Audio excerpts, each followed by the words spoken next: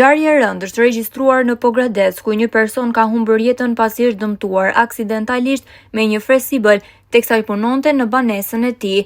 Menjëherë pas ngjarjes, ai u transportua me urgjencë në spital për të marrë ndihmën mjekësore, por për shkak të plagëve të marra nuk arriti të mbijetonte. Një fëmijë i cili është ndër të parët që shkoi ta ndihmonte, tregon bisedën e fundit me të ndjerjen.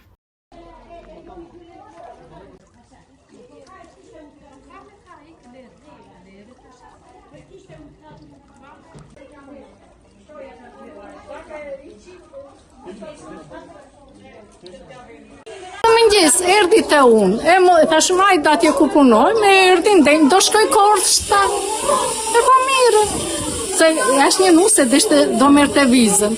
Qa ande erdi, hyri dhe këtu, te shtëpia këtu, pa cale kurushka. Vajti mori trokonu, se çdo bente, ishte për të bërë. U çuditëm kur po të rrisnin erdhëm neve. Infermierja erdhi e fshatit, ndërsa ambulanca ka ardhur shumë e vonesë. Asa unë mbuloj të gjak trupi.